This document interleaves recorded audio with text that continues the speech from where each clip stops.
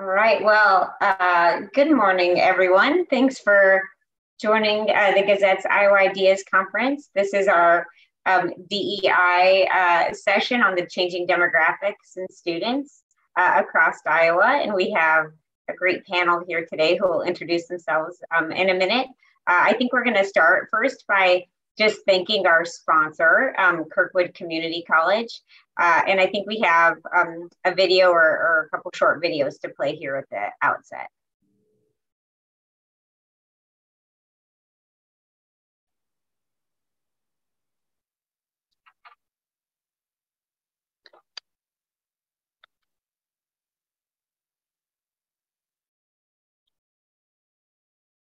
Maybe. Hi friends, Angelica Vanetta, co-chair of Inclusive ICR. We are a coalition of over 220 employers in Eastern Iowa, all working together to grow the diversity and inclusion of our workforce, to create a space where employees feel a sense of belonging, included, and valued. Inclusive ICR is a proud sponsor of the Diversity, Equity, and Inclusion track of the Iowa Ideas Conference. As you participate today, be sure to connect with other Inclusive ICR champions, as we'd love to share information with you about our upcoming coalition meetings, projects, and how our work is impacting positive social change in our region. Be sure to check out our website at inclusivicr.org for upcoming events and our e-newsletter. Thank you and have a great conference.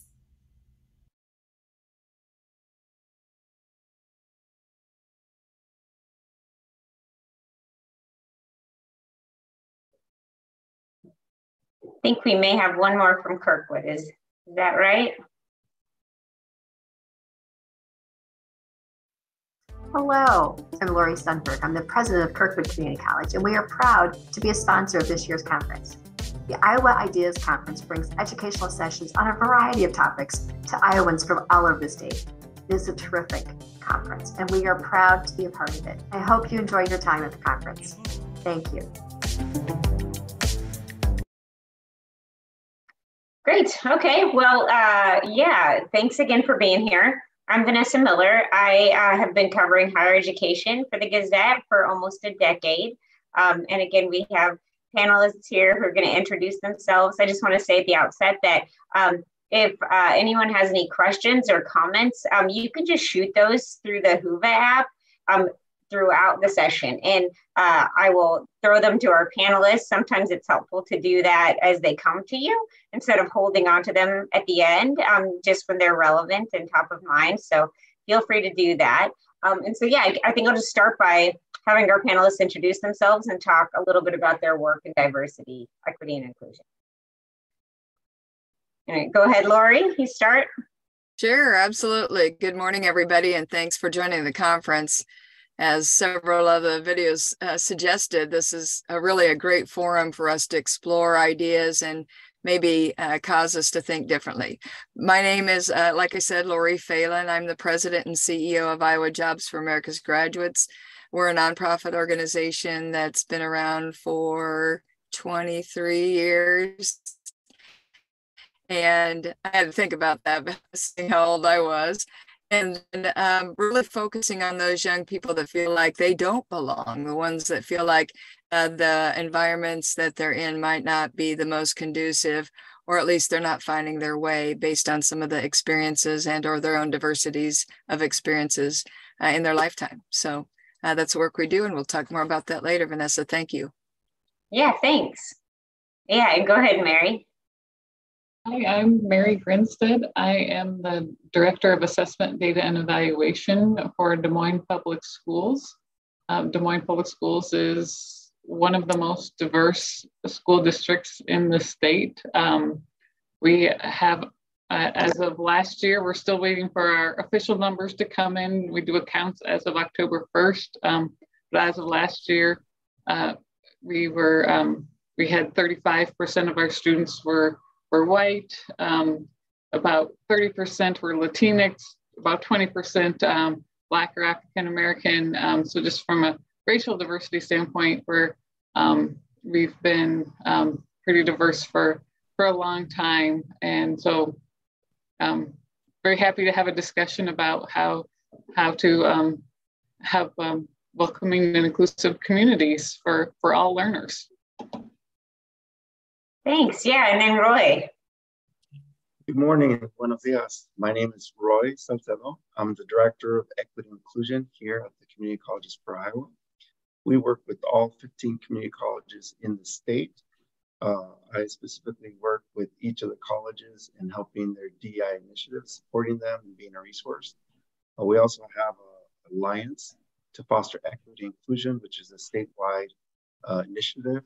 And we have 12 folks on the steering committee to really look at DEI initiatives statewide. So thank you for having us. Yeah, thanks again for being here, everyone. And so I guess I just wanted to start with a general question about what we're talking about when we talk about diversity. Are we talking primarily racial and ethnic diversity, or what are we looking at? What falls under that umbrella, I guess, in the schools these days? I guess I jump in right away and say there's, I'm thinking about all the levels of diversity. Immediately we go to race and gender, usually, because those are federally required kinds of things that we're reporting out on. But other things that I think about based on the work that we do in schools across Iowa, one we don't necessarily track formally anybody is the diversity of thought that's coming with our young people based on their backgrounds and their experiences in life. And that's really necessary because we're having so many mixed generational relationships between young people and older adults and et cetera. So that's one that I noticed all of the time. So many kids trying to, and exploring their identity, their LGBTQ, and especially our young people who are feeling like they don't even know how to really talk about that, and those things of questioning and lack of supports leading to some challenges in the schools. And then I would say there's also a level of diversity around the experiences that our kids have related to trauma, and that all of those things, they bring those to our schools and our facilities and resources. And we typically want to focus on those things that we can see as diversity and or young people tell us, but there's so many others that I think we have to keep peeling back the layers of the diversity of thought, diversity of experiences, the diversity of identity, and those kinds of things. Sure. Yeah. I mean, Mary, when you say Des Moines School District is one of the most diverse, what do you mean by that? I think when we say the word diversity these days, a lot of times our minds jump to race. And so when I said that, my mind did jump to race, but I think there are many facets of diversity. It can be because there's many frames of reference there. I think there's unlimited ways that we can identify ourselves.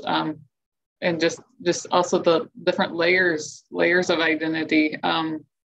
So we also are very diverse from a socioeconomic standpoint, from a multilingual standpoint, and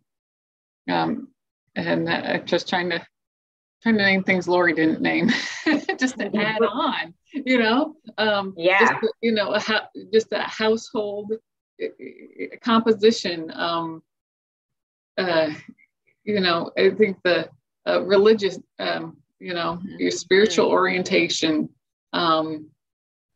We have done some things with our school calendar to try to be, can never be all inclusive, but just moving the needle to be inclusive of more religions, because we know in Polk County, our school has always, the DMPS school calendar has always focused on the Christian religious holidays, yet only about 50% of people who live in Polk County are Christian. So the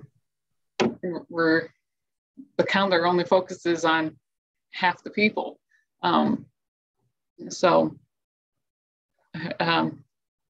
I'm only really answering a little bit of that question because I think we could talk about the ways to define diversity all day long. Yeah, absolutely. Yeah, and Roy, I mean, is the same true at the community college level? Is it a pretty broad swath of people there, or is that changing in any way? So I think one of the challenges in many organizations, communities, is defining diversity.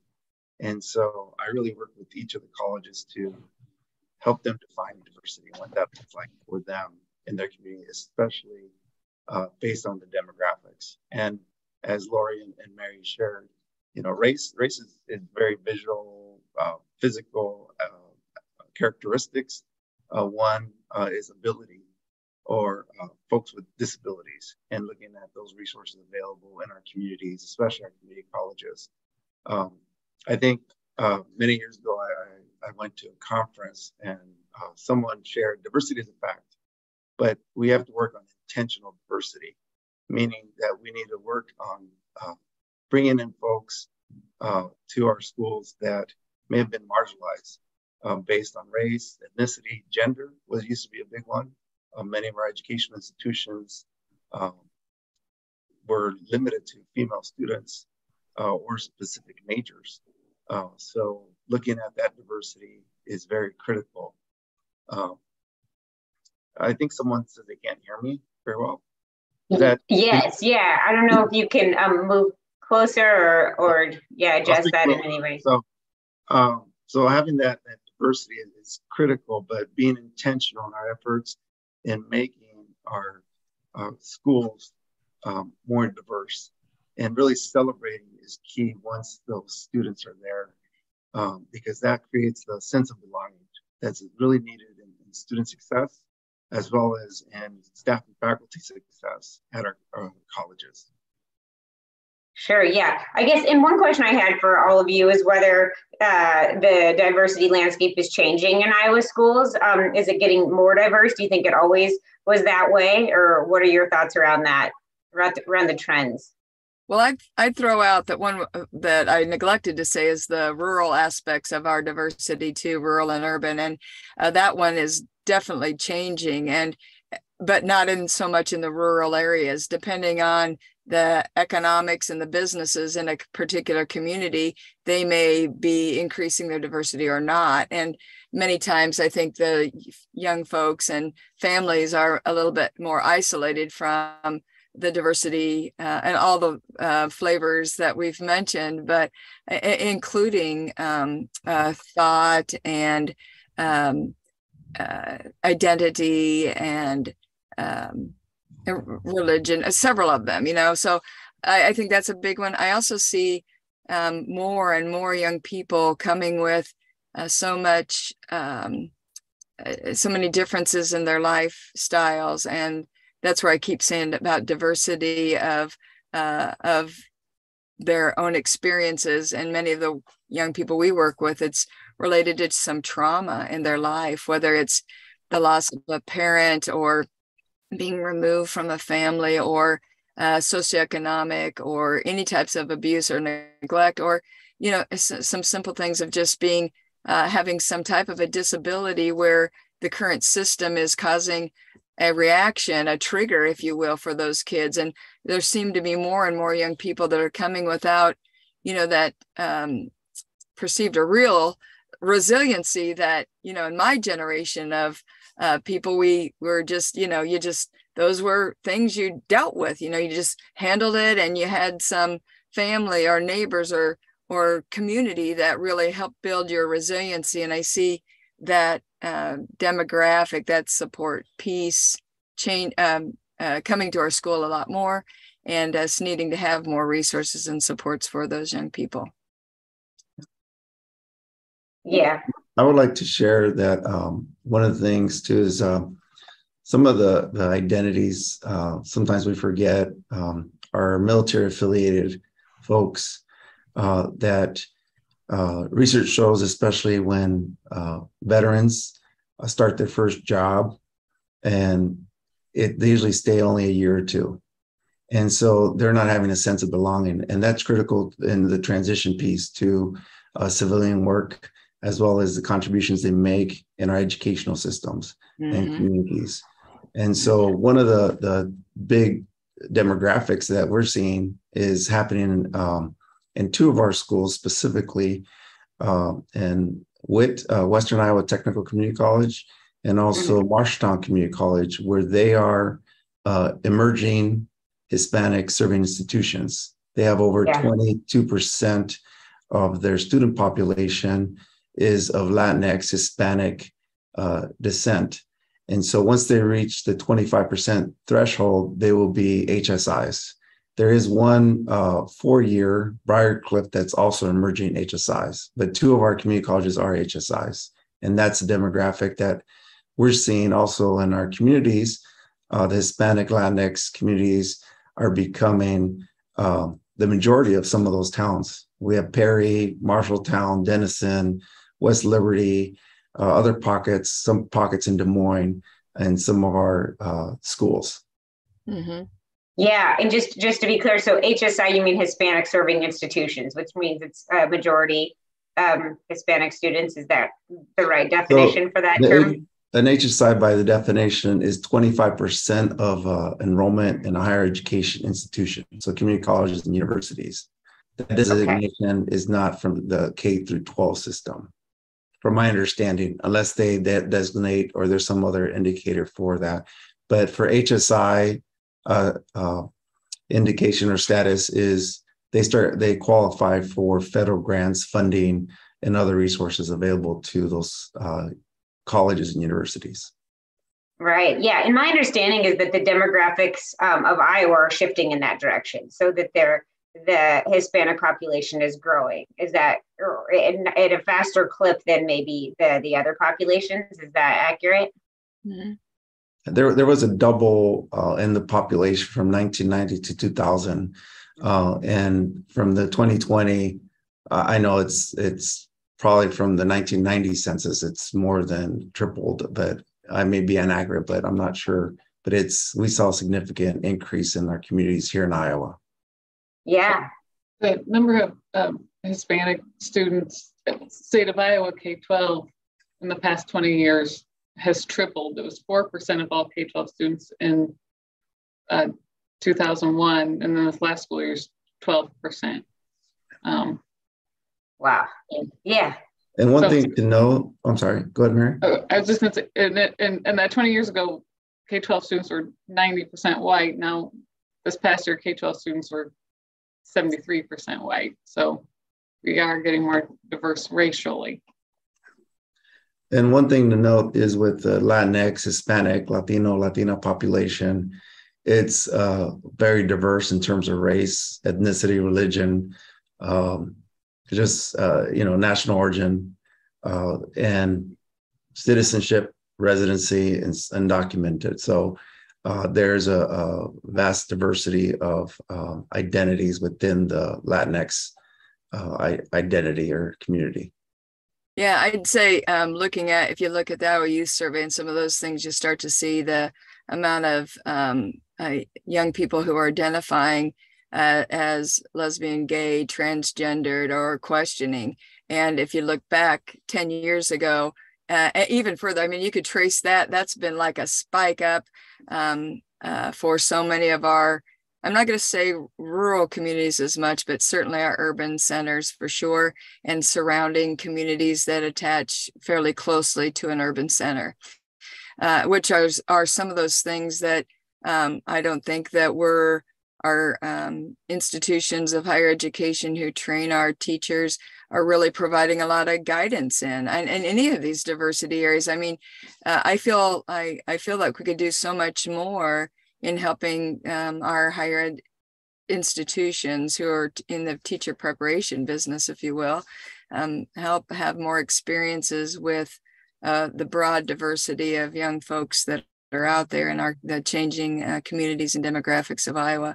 So I see spikes in diversity happening in several different areas across the state. I think our Black population in most of our urban centers is not maybe on the same rapid spike, but definitely growing. The population that we serve, over 50% of our young people are non-white individuals, and we see that continuing to increase too.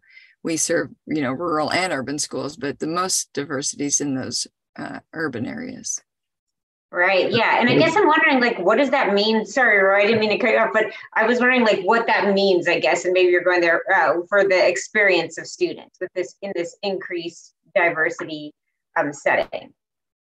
I think one thing I'd like to echo, what Lori said. I agree with everything she's saying, and that the identities piece, I think, is critical in our institutions. Is a lot of institutions have started asking questions specifically to sexual orientation, gender, and it's not just a binary option anymore. Mm-hmm. So they have the option to identify as, or other options are available.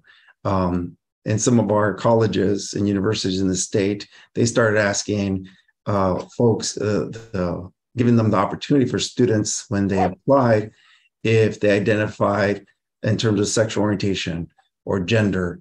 And so that is very helpful in gathering data. And Iowa does a wonderful job across the country in terms of gathering data in its K through 12 system, as well as its colleges. And so I know at the University of Iowa, when I worked there, when they started asking and included multiracial in their application, that spiked. It didn't mean, we've had these identities in these folks, but maybe they only were given the option to choose one box instead of multiple boxes, or really just choose their identity they felt they identified with most. Mm-hmm.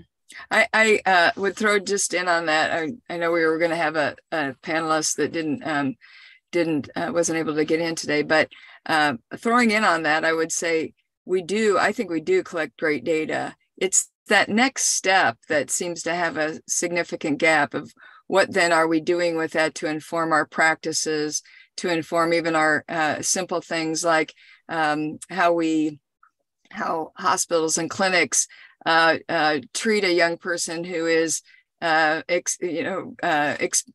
questioning whether they're trans or not, what identity they are feeling within themselves. Then our higher education institutions and our public school systems and agencies, we're getting the information, and then it's that next, and so what are we doing with that information to help change? And when we start to dig into those, I think you start to see some of those gaps, meaning we don't have enough resources to help move in that direction, or we don't have enough people to help us move in that direction. So there's so many things that you pull the string and it starts to open up even more challenges. Yeah, and it's very key to disaggregate that data and really look at where maybe there's inequities as well as opportunities for our communities. Yeah, I mean, it seems like it would be really meaningful, or maybe you can speak to this, for a kid or a student to be able to appropriately identify themselves, like to feel like they're seen, like that they're not trying to fit themselves into like a box that says Black, you know what I'm saying, that they can say multiracial, or that they can identify by whatever, gender or whatever that they feel comfortable. I mean, how meaningful is that for students to feel sort of seen on that level, do you think? I think it's critical because in the K through 12 system, one is really seeing if there's a specific demographic to really help specific students with a specific identity. If we see more folks identifying with disabilities or some type of emotional, mental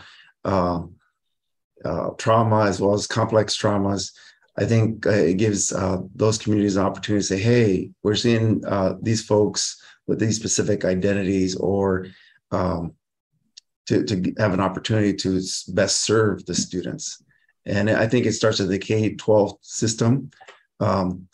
It can't be a be all for the K through 12 system can't be everything for students, but I think there's opportunities where we can build partnerships with community agencies and the community to see how to best serve our students. Yeah, I agree 100%. Whenever a young person feels seen and heard, kind of the voice and choice approach, it helps it is part of that resiliency piece. It's helping to build accepting them where they're at right now and helping them feel like they have a sense of belonging. So any of those actions where we even take it beyond just a box to check, but are really having somebody follow up with me on that box that I check to say, what kinds of things are you thinking about? How would you like to be involved in our organization or our community or our, some of those kinds of things, taking it to the next level. I know that we've got a lot of work to do in that area with our employers too. And I don't know how many are on, but I think that they'd be first to say that we need help in that area of not just recruiting diversity, but retaining a diverse workforce and our systems, many of our systems. I mean, from social services to our K-12s, to our higher ed, to business and industry, have so many pieces that have been put in place to help keep things stable and structured. And we need to also learn to be a bit more malleable in the way that we bring about some of our deliver our services and resources, so people do feel like they have a chance to thrive and succeed and have that sense of belonging, even as an adult in our place of businesses too. Yeah. Well, and so I guess I wanted to ask, like, what are some of the holes? Like, what do we need to address that we're not addressing right now when it comes to diversity in the schools? Like, where can we do better, do you think? I think one of the things that's useful is even in our schools or our communities, places of work, is doing some type of inventory. During the pandemic, we realized that there's still a digital divide, especially in our rural parts of Iowa, where broadband is not accessible. And we've had national corporations promise a lot of things and sometimes cannot complete, internet broadband in some of our communities when that was the purpose of having broadband and making rural communities connected. So one of the things is doing those inventories. Who's connected? How are we connected? Do we have transportation? We make the assumption that everyone has a computer and a cell phone to connect to Zoom or any sort of online hybrid model for work or for school. And so I think one of those is really looking at what opportunities do we have to fill those needs of our students and the community. And so that's, I think, one of the things that needs to be addressed in terms of serving our students. I think one of them is too that because of the structures that we have in place, sometimes just in our applications and our approaches with young people in our schools, it makes them feel like there's something wrong with them. At no fault necessarily of the person working with the young person or the adult working with the young person. It's just the structure that we typically have, and how it shows up in young people is that there's something wrong with me versus there's really something wrong with your system. And I think young people, as we give them more voice in this, they really can help us transform. But I just from, I have a pretty laser focus on this population that we work with. I often feel that I believe that they often feel that their voice doesn't matter, that they are the minority, of which we know that kids in trauma anymore, based on just adverse childhood experiences assessments, they're not the minority. In fact, they're more the majority, and even some of our faculty and agencies. But young people, I think, are feeling like many times that they're treated as that person that's a problem versus you're having challenges today and how can we address that? Some of it, again, like I said, is not the intention of the individual working with them. Many times the adult is stressed. There's not enough time in the day. They haven't been trained around trauma-informed care approaches. There's a system in place that they've got things to meet and it has to be in a certain time. And we've lost sight, in my opinion, many times of that child first, no matter what, that we have to be able to help that young person feel like they are valued. And sometimes I think we all, well, at least I feel like we create workarounds to make sure that we're doing the right thing, but or saying the right thing or have the right thing in place. But are we asking the question, do you really feel included? Do you really feel heard? Do you really feel you have a voice? And are you willing to help us change?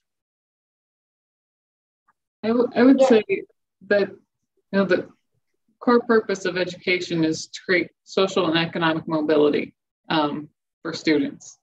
And so how do we get there is, to meet, maybe we don't all agree on the exact student outcomes, but it's,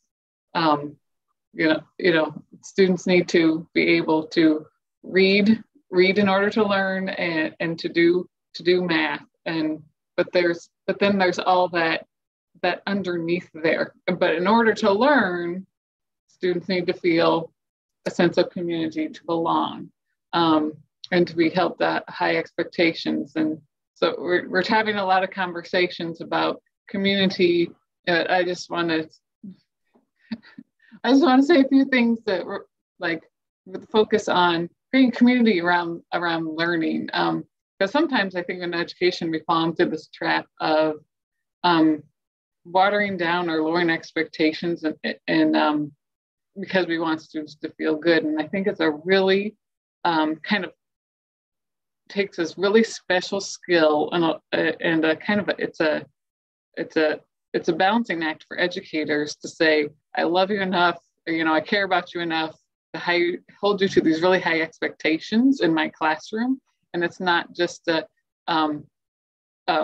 place to come and feel good and included. It's a place of belonging, and it's also a learning community.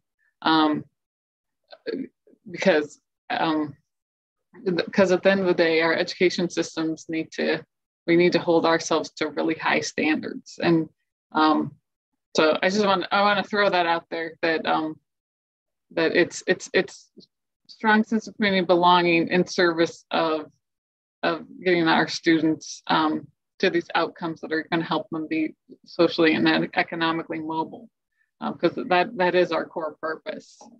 I think that's so true. I think that's so true, Mary, and you stated it very well, that we can't water down the expectations that young people, the outcomes that they need to be successful in life. But if you just go back to Maslow's hierarchy, we know that feeling a sense of belonging and feeling cared for and heard is the very first place you have to start. I always make this joke, I'm 62 years old, like it's not even a joke anymore, but I just say it. It's if you spent the first semester of our education system totally focused on that young person, where they're at, and having them feel that sense of belonging and connectedness to the community, they'll catch up on all the academics in that second semester. Yeah. I'd like to challenge that someday in my life. I'm not sure it'll happen, but I just think that there's a growing amount of diversity in that experience and thought that is out there of our young people, and the gap of resiliency that I think we're all pushing against this thing of needing them to learn and know more, but we haven't met the first need first. I think a lot of times our systems are set up that students have to feel pretty far behind before they get some intervention. And I think that is, what do our systems need to do better? Provides more intensified support earlier on. I think our systems are set up where we wait until the student has failed the course, dropped out of high school, but really having a better system of support to get some interventions right away. And so that's where I think that's one thing we need to work on is, as a system, is getting more students more support. And that could be academic support, that could be emotional support, mental health support, you name it. But lots of times we're not resourced to the point, or don't have systems, because sometimes it's not a resource issue, it's just a systems issue, to catch things super early. Mm-hmm. Yeah, well, and you kind of mentioned this when you were talking about the balancing thing, but I just have thinking about the increasing diversity and the types of groups that are represented, I mean, can it be challenging to balance those different interests? Like, and I'm thinking about like the political diversity, the religious diversity, and then the sort of LGBTQ, like, you know what I'm saying? Some of these things sort of conflict in some students' minds. And I guess, is that something? I mean, diversity obviously is wonderful and can enrich community, but it can also create maybe more conflict. I don't know. How is that an issue that you all are seeing or dealing with? Well, I think in general, as a society, we struggle with having difficult conversations and dealing with those in a way that's really respectful of the diversity of thought. So I think in general, so our kids see that on social media, they see adults behaving in ways that are so challenging. So they come to our institutions with already a mindset of, you know, almost like sometimes I got to take care of myself, you know, and everything else is against me. So kind of to Mary and Roy's pieces of this, yes, it's challenging when we as adults also look at them as a diverse individual versus these are my young people that have come to this my class or my program, and we're going to truly create this melding pot of learning and diversity of thought and experience. We know from years and years of research that when a young person can engage in the learning, like really in an applied way, whether it's out in the community. When in my day, there was once a dream about schools without walls, you know, kind of getting out and seeing that connectivity, building some of that resilience with an adult mentor that doesn't have, the schools can't do it all, our churches can't do it all, but having that sense of being able to still feel like they belong and have a voice, you start to see that gelling of young people. In fact, they call themselves, you know, they start to see themselves as a family or a cohort or my team, if you will. Yeah, absolutely. I mean, at the community college level, Roy, are you seeing sort of any challenges balancing the different types of diversity, or is it something that the colleges are being able to tackle relatively well, the growing needs there? So I think nationally in Iowa, we've had a big population in terms of various identities and diversity because of the opportunity. You know, community colleges are accessible, so they're open, and so we've, you know, in terms of age, socioeconomic status, urban, rural, race, ethnicity, sexual orientation. It's community colleges have been accessible to everyone, and that's one key that, you know, we celebrate. So in our community colleges, we try first to celebrate, embrace the diversity. In some of our colleges, we have you know, refugees, undocumented folks, residents, citizens, Iowans, non-Iowans, out-of-state, international students. And so how do we best support them when they come and they step right into the on campus? And one, a lot of times, is meeting with the student where they're at, based on their experiences, good, bad, trauma, and so forth. I think there's still room for improvement in terms of looking at that. We, you know, in every community, there's been some incidents of bias, discrimination, but how do we work on combating that and making our communities more welcoming, inclusive for all, and making sure that students are successful? Currently, we're dealing with a male student enrollment decline. And that's one of the things I shared earlier is, but that engagement for males, I think some of the issues are being visible in the K through 12 system, where addressing behavior issues. Males have more behavior issues, disciplinary issues, suspensions, expulsions. And so what does that look like in terms of when a young male is ready to graduate? They may not want to continue that education because in their mind, it's been a system of discipline. and reprimand. And so how do we reframe that for many of our male students and other demographics of students? Because there is still in some of our communities, there's kind of this mentality, this, school to prison pipeline, as well as tracking that takes place.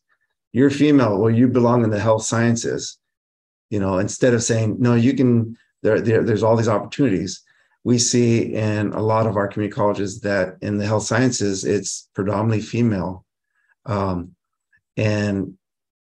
welding, it's predominantly male. And I can break down in multiple areas of study where we have an overrepresentation of a specific demographic, if it's gender, race, ethnicity, and we need to really look at that. And is that because our guidance counselors are guiding them, our parents, or we still have these gender normative practices, gender heteronormative practices and beliefs that based on your gender, sexual orientation, you belong in specific areas of study. Mm-hmm. And so at the community college, we try to really meet the students where they're at.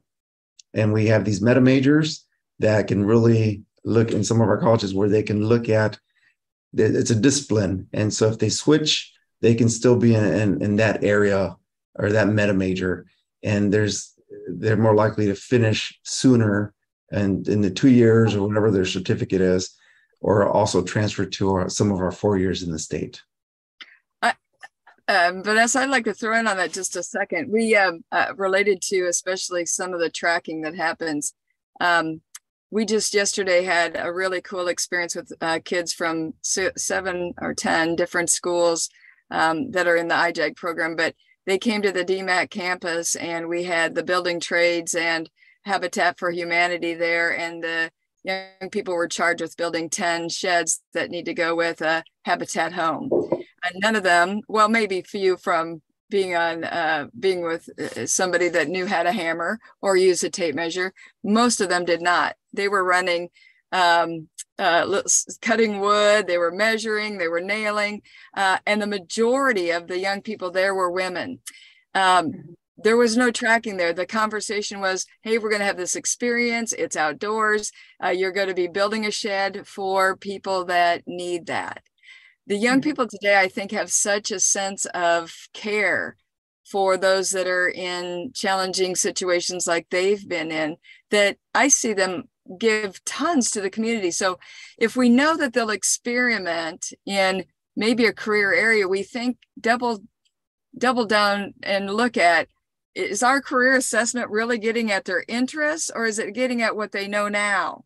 Because if it's only what they know now, they're going to stay in that pathway. But if it's their experience, you start to see their mind just open up like, whoa, I'm pretty good at it. These young women were like, I'm pretty good with this hammer. And I know I'm really good with measuring and cutting because I'm totally into accuracy. So I just think it's curious that if we would watch some of these things, use Petri dishes as an opportunity to explore, and then look at ways that we can create those structures or modify a structure that would allow that kind of exploration of career and et cetera through actual hands-on and applied ways without any expectations of who you are, what you do, but it's about more giving back and experimenting. Yeah, absolutely. I guess I wondered if you guys could talk at all about any sort of new diversity sort of supports that exist in the schools, or any sort of innovation that's happening in those spaces that weren't there before that you're seeing in your schools today. I think more of the districts that we work with, which I think we're well over 50 across the state of all sizes, more and more are adding those groups that young people can come together and talk and feel like they have a place to belong, if you will. I think I see more of that. I'd like to see more, of course, the young people would too, but I think there being several have already started some of that, which is helpful. I think those starting places are good. And then as leaders, we need to keep looking on beyond that to, okay, then what do our workplaces need to look like? What do these other resources in our communities, are the services that are being provided, are they also as inclusive? I would say that the traditional ways of teaching are not working for younger generations, increasingly diverse generations, and I would say all kids. So we need to rethink how our instructional practices. As a teacher, I taught the way I was taught in high school, and that the direct instruction set in the classroom doesn't work for our current students. So creating learning communities where the students can create community, a sense of belonging, and have more, they're held to reaching a standard, but they have more voice and choice in how they learn, is what we need to do. So we actually need to, which is it's actually a practice that starts in our educator prep programs, is actually changing how we teach, actually changing how we even perhaps accredit schools. Maybe we need to relook at the high school Carnegie unit and make it more, did you just learn the content and not look at seat time? So more of a personalized, competency-based, to really kind of strip back the layers of, what are we actually doing in schools? It's not just that you're going to sit in straight rows like the factory school anymore. That just, we know it doesn't work for kids, but out of routine and out of inertia, we keep doing these things. Yeah, I mean, you just kind of mentioned, the sort of sitting in straight rows and doing it, but can you talk any more about what specifically you think maybe isn't working right now for students? Just any practice that's basically a direct, like listen to a lecture and take notes. It should, we should be more instructional practices where there is some options. Here's some resources. Here, what we're going to learn about. More project-based. Demonstrate your knowledge of this concept. This is what successful demonstration of this concept looks like. That you may demonstrate that through a poster, a play, whatever model works for you. But as adults, as a person who even teaches other adults, I can say that's really hard to flip that script, because I, as a district leader, then should be like teaching other adults that way to lead that, and I can say it's really hard to just fall back on those little practices. I love that you said that, Mary, because it is harder to move into a project-based learning approach if you've learned the other way. But when young people are taught in a project-based approach, that's how they teach others. And it's so cool that you have more. One of the challenges, as I was hearing you talk, Mary, and that I see too, is, we give a lot of content without context. So we're grilling and drilling on this stuff, and then we're saying those kids are just not getting it. Well, there's no relevancy, so the more that we can bring that through a competency-based approach that has context to their lives and more of their community and real world, the better. And then that's the way they'll teach others. Otherwise, they're trying to teach and learn the same way that, like you were saying, we have been doing this the same way forever. So, man, I loved your comments. It's just outstanding. Yeah. And I mean, we talked a little bit about the educators here just now, but I guess I'm wondering from a diversity standpoint, how important do you think it is to start recruiting, teachers that are more diverse as well, so that they match the students they're teaching? Like, how important do you think it is for students to see themselves reflected in their educators? So I think representation matters. Recently, there is this buzz and trending about Ariel being Black for The Little Mermaid. Oh, yeah. But when African-American Black girls saw the reaction to their video and seeing someone like them, it's made an impact on many folks. There's also a negative impact on some folks because they say, well, Ariel can't be Black. So, but representation does matter. Even seeing, the blue fairy on Pinocchio, the new Pinocchio, that is very key. And that goes into jobs like teachers, administrators, and other professions. It's just very important to see someone that you identify with, not necessarily looks like you, but you identify with. But one of the primary things is if they look like me or they're similar to me. Kids' eyes light up and they feel like they can be that person. And so that's critical in making sure that we do have representation in all areas. I love the exploration that's going on right now with growing your own. The teacher apprenticeship model is one of those. There's others that are happening with higher education and community colleges working together to do some of that, allowing a young person to see a person who they relate with. I love that you said it that way, Roy, because it's not just they have to look like me. They have to be relatable to me, and the more that we see that, and we really do need to be growing our own in our communities, because at least the population that we work with, which are highly socioeconomically disadvantaged, live and raise a family within 17 miles of where they went to school. So we've got to be able to help bring those individuals into an education world with their experiences and everything, still holding high standards, but maybe the way that they gain that credential is different than the traditional approaches that we've had in the past. And the more we can do those things, and I think experimenting with them and piloting them and then refining them to getting them to the place that we really can see that they're solid and strong and they are doing the intended, having the intended outcome, which is growing our own, I think then people will feel comfortable exploring more. And it was a brave step, I think, in the state to be able to start removing some of those barriers to get to that place.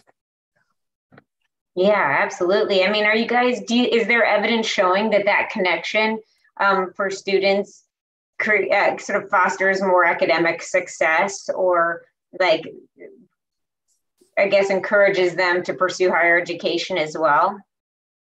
Yes, I would say, validation is really key.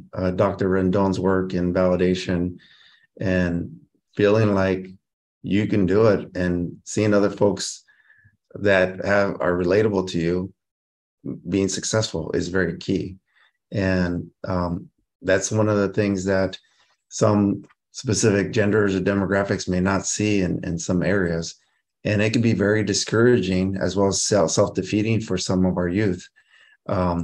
And when they graduate high school, if they get to that point, because sometimes that may deter them from graduating, is how do we help them in the community colleges? And I think one of the things, resources or partnerships, is this, the community colleges in Iowa have, many of their students are joint enrolled or concurrent enrolled that are, junior, seniors, and taking classes at our community colleges.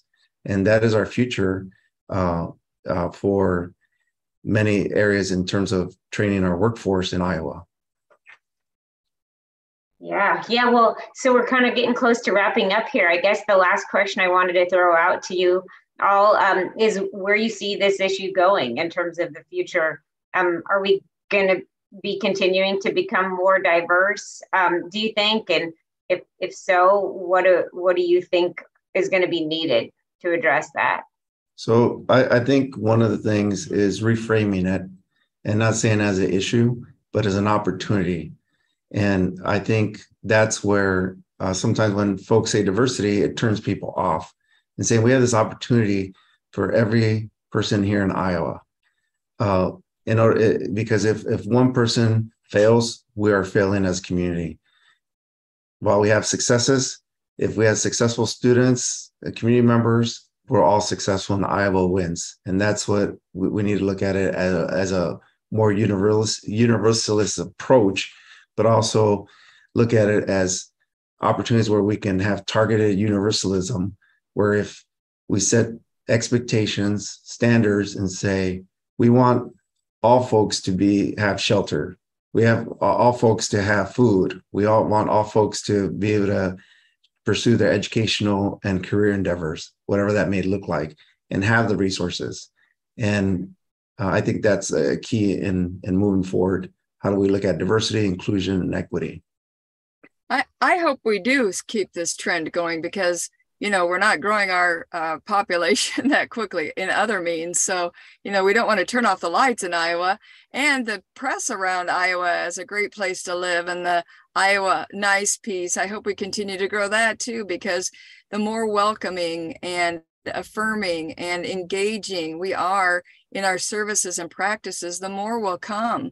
And when they feel like they belong, they're going to invite their friends to come. So I hope we do that, because it'll keep us all employed and hopefully have even better services as we're moving forward. And young people especially don't feel like they don't belong and are fearful for their own, well-being and lives. So I hope and pray that we continue to perfect our ability to help people feel like they have a place every place they go, whether it's in our higher ed or if it's in our health institutions or our public school systems or anywhere that they would go. And I think having conversations like this, Vanessa, are open doors to say, let's keep trying things, because if we, like Mary said, if what we're doing now isn't working, and we recognize that, it's on us to make the change. Absolutely. Yeah. Any parting thoughts, Mary, about the future and what we need? Yeah, I would just reiterate, we know that the Iowa birth rate is not going to keep Iowa economically viable. Therefore, we need to be an open and inclusive community for others to come in for the future of our state. So that's why I grew up and taught in rural Iowa and moved to Des Moines 15 years ago. I want my children to go to school with people who think very differently than them, because I view that as a strength. And so I want the whole state of Iowa to have that have that mindset of the open doors, open arms mindset, because really I think the strength of our state and the viability of our state in the future depends on it. Yeah. Well, thank you all so much again for your time today. And thanks everyone for listening in. And best of luck to you on this issue going forward.